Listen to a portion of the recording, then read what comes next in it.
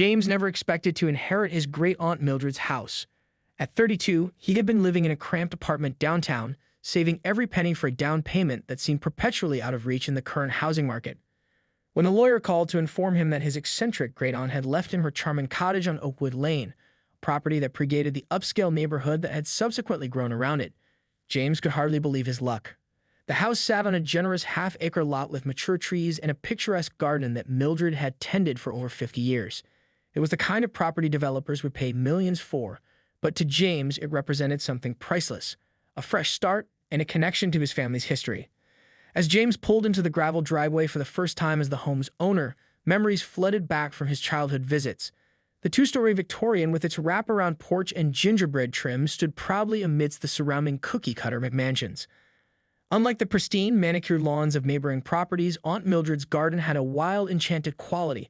Roses climbing trellises, herb gardens arranged in spirals, and fruit trees that had been producing apples and pears since before James was born. The lawyer had mentioned something about neighborhood regulations, but had assured James that his aunt's property was grandfathered in due to its historical status. James hadn't paid much attention at the time, too overwhelmed by the unexpected windfall to worry about details. Now, retrieving the house keys from beneath a weathered garden known exactly where Aunt Mildred had always kept them, he noticed a stack of unopened letters in the mailbox. Most bore the letterhead of Oakwood Estates Homeowners Association, and many were marked urgent or final notice. James frowned, tucking them under his arm as he unlocked the front door. The interior of the house was exactly as he remembered, filled with antiques, handmade quilts, and bookshelves overflowing with leather-bound volumes and curious trinkets from Mildred's travels. The air smelled of cinnamon and old books. A calico cat James didn't recognize regarded him suspiciously from atop a Victorian fainting couch before stretching and sauntering into the kitchen as if to say, "You're late for my dinner." Later, as James sorted through the pile of HOA letters at Mildred's oak dining table, his initial confusion turned to amusement. The letters detailed a litany of alleged violations: unapproved paint color, the vibrant periwinkle blue that had always been the house's signature, non-standard mailbox design, the hand-carved wooden box shaped like a cottage that Mildred's late husband had made, excessive garden growth, improper fence height, unauthorized wind chimes, and even decorative elements inconsistent with neighborhood aesthetic. Presumably, Mildred's beloved collection of garden gnomes and stone fairies. The most recent letter, dated just a week before James inherited the property, threatened legal action if the violations weren't addressed within 30 days. James set the letters aside with a sigh. He supposed he'd have to deal with this eventually, but tonight he wanted to simply absorb the reality that this magical place was now his home. As twilight descended, James carried a cup of tea out to the porch swing. The neighboring houses glowed with identical golden light, their residents invisible behind perfectly matched window treatments. In contrast, his home stood like a beautiful anachronism, a splash of personality and history amidst conformity. From somewhere nearby, he heard the faint sound of displeasure, someone tutting and whispering. Looking up, he caught the silhouette of a woman quickly retreating from the edge of his property, her rigid posture radiating disapproval, even in shadow. 3 days after moving in, as James was unloading the last of his boxes from his beaten-up Honda, a sharp knock interrupted him. Opening the door, he found himself face to face with a middle-aged woman with an immaculate blonde bob and a clipboard clutched to her chest. She introduced herself as Patricia Wellington, president of the Oakwood Estates Homeowners Association. While her lips formed a smile, her eyes remained cold as she informed James that his great-aunt had been allowed certain exemptions due to her age and tenure in the neighborhood. But now that the property had changed hands, he would need to bring everything up to HOA standards immediately. She thrust a 3-inch binder of regulations into his arms before he could respond and informed him that the bright blue front door would need to be repainted to an approved neutral shade by the end of the week. "I don't think we've been properly introduced," James said, shifting the heavy binder to extend his hand. "I'm James Mitchell, Mildred's great-nephew." Patricia barely touched his fingers before withdrawing her hand, as if contact might contaminate her. "Yes, well, we're all very sorry about Mildred's passing. Such a colorful character." Her gaze drifted past him to the interior of a house where half-unpacked boxes sat amid Mildred's eclectic furnishings. "I see you're keeping her. Unique decorating choices." Behind Patricia stood 2 other committee members. A rail-thin man with wire-rimmed glasses who was introduced as Herbert Gladwell, treasurer, and a nervous-looking woman named Diane Peterson, secretary. Both nodded stiffly but remained silent as Patricia dominated the conversation. "We've been more than patient with this property," Patricia continued, her tone suggesting this patience had been a tremendous burden. The previous board allowed Mildred to maintain certain historical elements due to her age and the fact that she was, well, somewhat difficult to reason with. She gave a little laugh that contained no humor. But now that the property is transferred ownership, we'll need to bring everything into compliance immediately. James leafed through the first few pages of the binder, his eyebrows rising at the detailed specifications for everything from mailbox dimensions to the exact shade of mulch permitted in garden beds. I've taken the liberty of scheduling our approved contractors to give you estimates, Patricia continued, pulling out a calendar from her clipboard.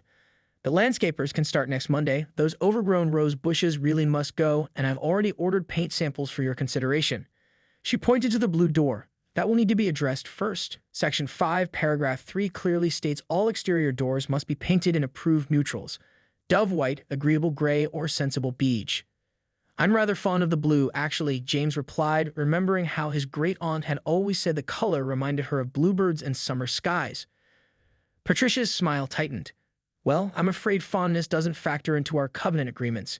You have until Friday to select an approved color, or the committee will select one for you. She glanced at her watch. Now about those garden gnomes. I think I need some time to review all this, James interrupted, holding up the binder. I only just moved in, and there's a lot to process. Patricia's eyes narrowed almost imperceptibly. Of course, we understand it's overwhelming. That's why we're here to help guide you through the process. Her tone suggested this help was non-negotiable. We'll be back on Friday to check your progress and address any questions.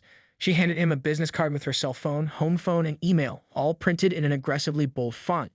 Don't hesitate to contact me, day or night. Compliance is my passion. As the trio turned to leave, Patricia paused. Oh, and do something about that cat. Pets must be registered with the HOA, and we don't allow strays. Section 8, paragraph 12. With that parting shot, the welcoming committee departed, leaving James staring at the massive binder and wondering what exactly he'd inherited along with Aunt Mildred's house. Over the next 2 weeks, James received daily notices of violations. His mailbox was non-regulation. The bird feeder his great-aunt had lovingly maintained for decades was encouraging nuisance wildlife. The heritage rose bushes along the fence line exceeded the maximum permitted height for border plantings. Each notice was signed by Patricia, each more demanding than the last. When James didn't immediately comply, Patricia began appearing at his door every evening, often accompanied by other HOA board members, all wearing expressions of practiced concern as they explained how his non-compliance was affecting property values. The final straw came when James returned home from work to find landscapers in his yard, cutting back his great-aunt's prized roses without his permission. A furious confrontation with Patricia ensued, during which she smugly informed him that the HOA had the right to remedy violations and would be billing him for the service. James had spent the first week trying to be reasonable. He called Patricia to request an extension while he settled in, explaining that he was still going through his great-aunt's belongings and couldn't focus on exterior renovations just yet. Patricia had tersely informed him that sentimentality doesn't supersede covenant enforcement and hung up. The following Monday, James discovered a notice taped to his door informing him that his mailbox was scheduled for removal and replacement with an approved model at his expense. Tuesday brought a warning about the wind chimes, noise pollution. Wednesday, a citation for the bird bath, standing water hazard. By Thursday, when he found a detailed assessment of his front garden listing 23 separate violations, James stopped answering the door. This strategy proved ineffective. Patricia simply began leaving multiple notices daily, their threatening language escalating from request for compliance to final warning before action. She also enlisted other board members in her campaign, so that James found himself dodging different HOA representatives morning and evening. Spicy caught Herbert Gladwell photographing his property from the sidewalk, meticulously documenting each infraction. The neighbors, James noticed, gave his house a wide berth, though several offered sympathetic glances when Patricia wasn't watching. One elderly woman across the street mouthed, "I'm sorry," as Patricia cornered James by his car one morning, lecturing him about the historically inaccurate porch railings. On Friday of the second week, James returned home from his job at the city library to find his driveway blocked by a landscaping truck. Racing into the backyard, he discovered 3 men aggressively pruning Aunt Mildred's prize heritage roses, century-old varieties she had nurtured for decades, cutting the 6-foot bushes down to stubby, mutilated stalks barely 18 inches high. "Stop! What are you doing?" James shouted, rushing toward them. "HOA orders," the foreman said with a shrug, handing James a work order. "Bringing the border plantings into compliance." "I never authorized this," James protested, snatching the paper from the man's hand. "We don't need your authorization," came Patricia's voice from behind him. She stood at the garden gate, arms crossed, a smile of satisfaction playing at her lips. Section 12, paragraph 7 clearly states that after sufficient notice, the HOA may take corrective action on persistent violations. You've received multiple notices. These roses are irreplaceable. James gestured to the massacred bushes, some of which were rare varieties no longer commercially available. My great-aunt spent half a century cultivating them. They'd exceeded the 30-inch height restriction, Patricia replied coolly. The invoice for the service will be sent to you next week. I suggest you pay promptly to avoid late fees. She surveyed the devastation with evident pleasure. Now about that blue door. Something in James snapped. Get off my property, he said, his voice dangerously quiet. All of you. Now. Patricia's eyebrows shot up. I beg your pardon? You heard me. Get off my property before I call the police and report you for trespassing and destruction of property. Don't be ridiculous. As HOA president, you have exactly 30 seconds to leave before I start recording this conversation and calling both the police and a lawyer. Patricia's face flushed, but she recovered quickly. Well, I see Mildred's obstinance runs in the family. The board will be discussing this at our next meeting. She turned on her heel. Come along, gentlemen. We've made our point for today. Disturbed by Patricia's increasingly aggressive tactics, James decided to do some digging. He spent a weekend in the county records office, tracing the history of his property and the development of Oakwood Estates. What he discovered surprised him. His great-aunt's house predated the subdivision by nearly 6 decades. More importantly, when the developers had purchased the surrounding farmland to create Oakwood Estates, Mildred had refused to sell. The development had been built around her property, and while she had agreed to certain easements for utilities, she had never signed any covenant binding her property to the HOA's jurisdiction. Further research revealed that this fact had been clearly documented in a boundary dispute 15 years earlier, which Mildred had won handily. Somehow, Patricia had conveniently forgotten this history. The morning after the rosebush incident, James called in sick to work. Instead of heading to the library, he drove downtown to the county records office. The clerk at the front desk, a gray-haired woman named Eleanor, perked up when James mentioned his great-aunt's address. Mildred Mitchell's place. Oh my, I remember her well. Feisty lady. Eleanor chuckled. She used to bring us homemade blackberry jam when she came in to research property lines. James smiled for the first time in days. That sounds like Aunt Mildred. I inherited her house and now I'm having some difficulties with the homeowners association. Eleanor's smile faded. Let me guess. Patricia Wellington? James nodded, surprised. That woman, Eleanor muttered, shaking her head. She's been in here a dozen times trying to find loopholes in your aunt's paperwork. Never could, though. Mildred was too thorough. She led James to a computer terminal. Let's pull up what we have on file. The records told a fascinating story. Mildred's Victorian farmhouse had been built in 1892, long before the surrounding area had been developed. The original property had encompassed 20 acres of farmland, most of which Mildred's parents had sold off during the Depression. But they had kept the house and the surrounding acre of land, which had passed to Mildred in the 1970s. In 1985, Oakwood Development Corporation had purchased all the surrounding parcels to create an upscale subdivision. They had offered Mildred a substantial sum for her property, planning to demolish the Victorian and build 8 new homes on the lot. Mildred had flatly refused. She told them they could build their cardboard mansions around her, but her home wasn't for sale at any price. Eleanor recalled having found a newspaper clipping about the dispute. The developers were furious, but there was nothing they could do. They ended up designing the subdivision around her property. The most revealing document came from 2008, a court case, Oakwood Estates HOA Mitchell. Patricia Wellington, newly elected as HOA president, had attempted to force Mildred to comply with association rules. The judge's ruling was unambiguous, as Mildred's property predated the development and she had never signed the covenant agreement. Her land was legally exempt from HOA jurisdiction. She kept copies of everything, Eleanor said, pulling out a thick file. Smart lady. She knew they'd try again someday. Among the papers was a letter from Mildred's attorney to the HOA board, dated just 3 years ago. It specifically addressed Patricia by name, reminding her that any attempt to enforce HOA regulations on the Mitchell property would constitute harassment and could result in legal action. Attached was a receipt showing Patricia had signed for the certified letter. She knew, James said quietly, anger building. She's known all along that she has no authority over my property. Eleanor nodded grimly. Patricia's been getting away with bullying tactics for years. Your aunt was one of the few who stood up to her. As James gathered copies of the relevant documents, he found one more item, a handwritten note from Mildred to her attorney, dated just months before her death. If anything happens to me, make sure James knows about the exemption. Patricia will pounce the minute I'm gone. That woman never gives up. James folded the note carefully and tucked it into his pocket. "Neither do I, Aunt Mildred," he whispered. "Neither do I." Armed with documentation from the county records office and a letter from his attorney confirming his findings, James called a meeting with the HOA board. Patricia arrived at his house with her usual entourage, clipboard in hand, and a new list of violations to discuss. Instead, James calmly presented the evidence that his property had never been part of the HOA and therefore was not subject to its regulations. He'd further informed them that they would be paying to restore his great-aunt's damaged rose bushes, or he would be filing a suit for trespassing and property damage. Patricia's face cycled through expressions of disbelief, anger, and finally a sickly attempt at backpedaling as she claimed it had all been a misunderstanding. The other board members, clearly blindsided by this revelation, began distancing themselves from Patricia's actions. James had spent 3 days preparing for this moment. After consulting with Mildred's former attorney, Mr. Harrington, now semi-retired but eager to help, he had sent a formal invitation to the HOA board requesting their presence to discuss matters of mutual concern regarding property boundaries and jurisdictional authority. The official-sounding language had done the trick. Patricia had responded within the hour, scheduling the meeting for 7 p.m. Thursday evening. When the doorbell rang, James was ready. He had arranged chairs in a semicircle in the living room and prepared a folder of documents for each board member.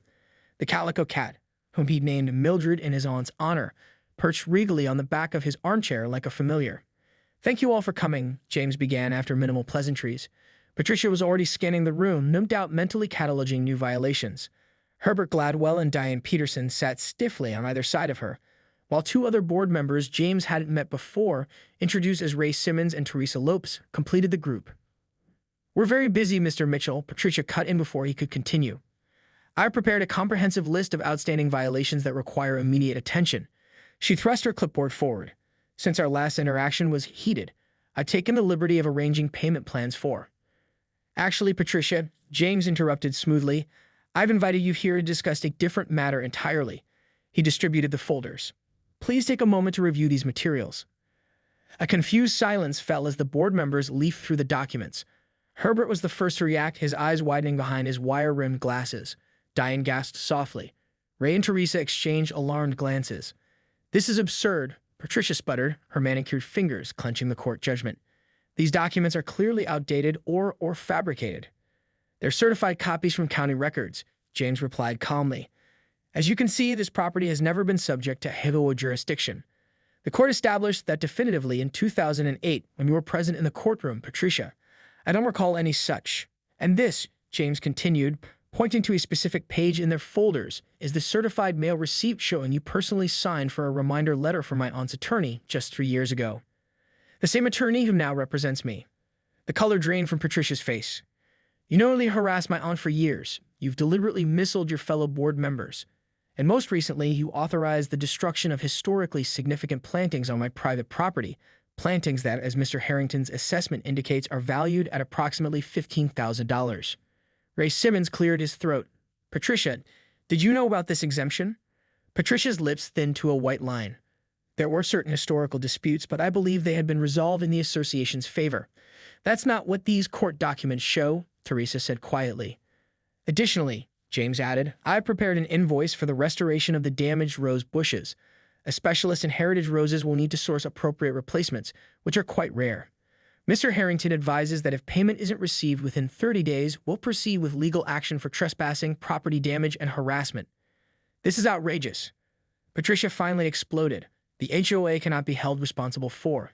"The HOA didn't do this, Patricia," Herbert interrupted, his voice uncharacteristically firm. "You did, without consulting the full board." Following the confrontation, several neighbors reached out to James privately. It turned out Patricia had been using the HOA as her personal fiefdom for years, selectively enforcing rules against people she disliked while ignoring violations by her friends. She had bullied elderly residents, harassed new homeowners, and even forced one family to sell after making their lives miserable over a basketball hoop in their driveway. Multiple complaints had been filed against her, but as HOA president with a cadre of loyal supporters, she had managed to suppress any serious challenges to her authority.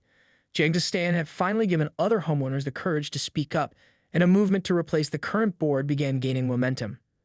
The morning after the confrontation, James was enjoying coffee on his front porch when an unfamiliar woman approached hesitantly from the sidewalk. "Excuse me," she called. "You're Mildred's nephew, right?" "James?" He nodded, setting down his mug. "Can I help you?" The woman glanced around nervously before climbing the porch steps. "I'm Margaret Chen. I live 4 houses down." She lowered her voice.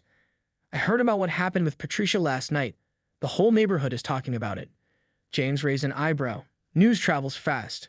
Diane Peterson called me immediately after the meeting. She was pretty shaken." Margaret smiled faintly. "I just wanted to say thank you. What Patricia did to your rose bushes was inexcusable, but honestly, it's just the tip of the iceberg."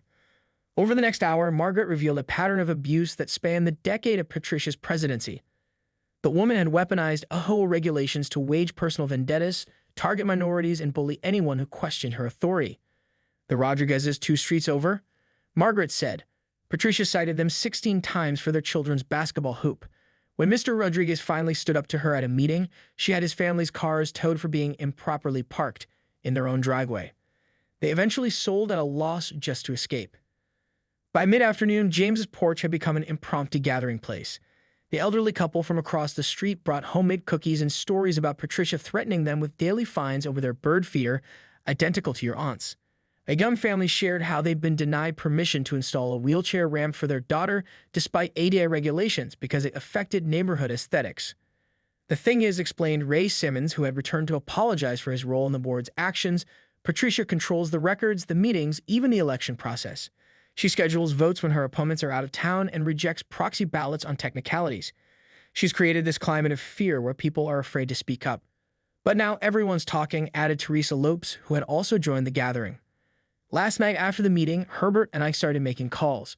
We've been documenting Patricia's abuses for years, but this is the first concrete evidence that she's been knowingly breaking the law." By evening, more than 20 neighbors had visited, each with their own story. The most disturbing came from Eleanor Johnston, a retired schoolteacher who lived next door to Patricia. "I've watched her through my window," Eleanor confided quietly. "She keeps a log of everyone's comings and goings, takes photographs of their yards when they're not home. Last summer, I actually saw her measure the height of the Miller family's grass with a ruler at 6 a.m. on a Sunday." As the neighbors shared their experiences, a plan began to take shape. Teresa, who worked as a paralegal, had already drafted a petition calling for an emergency election. Herbert, finding his backbone at last, had secured the HOA financial records, which showed questionable expenditures under Patricia's authorization. Ray, as vice president, had the authority to call a special meeting. "We need someone to lead this effort," Margaret said, looking meaningfully at James. "Someone Patricia can intimidate." James looked around at the hopeful faces on his porch, his aunt's legacy of resistance inspiring a neighborhood rebellion. "I'm not even officially part of your HOA," he reminded them with a smile, "but I'd be happy to help however I can." "Perfect," Teresa replied. "That's exactly why you're the right person. She has no power over you." 6 months later, James sat on his front porch, now painted a vibrant turquoise just because he could, enjoying a glass of lemonade as he watched the scene across the street. Patricia was supervising movers loading her furniture into a truck, her house having sold well below asking price after sitting on the market for months. The new HOA board, elected in a landslide vote after Patricia's abuses came to light, had implemented more reasonable guidelines and a transparent enforcement process. They had also established a good relationship with James, respecting the boundaries of his property while appreciating his voluntary efforts to maintain its historic charm. As Patricia cast a final bitter glance at the neighborhood she had once ruled with an iron fist, James raised his glass in a small salute. His great-aunt Mildred, he thought with a smile, would have been proud of how he handled the situation. Sometimes the best inheritance wasn't just property, but the courage to stand up for what was rightfully yours. The emergency FOA meeting had been held in the community center 2 weeks after the confrontation at James' house. The turnout was unprecedented. Nearly every homeowner in Oakwood Estates had attended, filling the room to capacity. Patricia had arrived 15 minutes late, her usual composure noticeably frayed. When she saw the crowd, she faltered momentarily before straightening her shoulders and marching to the podium. "I call this meeting to order," she'd announced, trying to reclaim control. "Actually, Patricia," Ray had interrupted, rising from his seat. "As vice president, I called this meeting. And the first item on our agenda is a vote of no confidence in your leadership." What followed was 3 hours of testimonies as resident after resident came forward with evidence of Patricia's tyrannical rule. Herbert presented financial records showing how fines collected under Patricia's administration had been used to renovate properties belonging to her friends. Teresa distributed copies of the HOA bylaws, highlighting the numerous procedural violations Patricia had committed. Most damning was the revelation that Patricia had been selectively enforcing rules based on personal vendettas while ignoring similar violations by her allies. The basketball hoop that got the Rodriguez family harassed off the block, Margaret had pointed out. Identical to the one in board member Gladwell's driveway that never received a single citation. By the time the votes were tallied, Patricia had been removed from office with a 97% majority. The new board, led by Teresa as president with Ray as vice president, immediately began the process of reforming the HOA's governance structure. Over the following months, changes swept through Oakwood Estates. The 3-inch binder of regulations was replaced with a reasonable 12-page document focused on maintaining property values without micromanaging residents' lives. A fair appeals process was established for citations. Monthly meetings became opportunities for community building rather than forums for intimidation. As promised, the HOA had paid for the restoration of James' rose garden. The specialist he'd hired had been able to source cuttings from Heritage Rose collections to replace most of the damaged bushes, though it would take years for them to regain their former glory. Now watching Patricia direct the movers with sharp, agitated gestures, James felt no malice, only relief that the neighborhood had freed itself from her influence. The for sale sign had appeared outside her house a month after her removal, but potential buyers had been scarce. Word had spread about her reputation, and no one wanted to purchase a home from Oakwood Estate's notorious former dictator. Margaret ambled up the sidewalk with a pie in her hands. Housewarming gift for Patricia's replacement, she explained, settling beside James on the porch swing. The Johnsons seem lovely. 3 kids, a golden retriever, and, she lowered her voice dramatically, they want to paint their front door yellow. James laughed. Scandalous. Times certainly have changed. Margaret sighed contentedly. You know, when the new board approved the heritage status plaque for your house last week, I thought Patricia might spontaneously combust. The bronze plaque now hung proudly beside James's front door, officially recognizing the property's historical significance and its special status within the community. As Patricia's moving truck finally pulled away, James caught a glimpse of Mildred the cat sunning herself among the young rose bushes. To new beginnings, he said, raising his lemonade glass. Margaret clinked her glass against his. And to your aunt, she added, the original neighborhood rebel.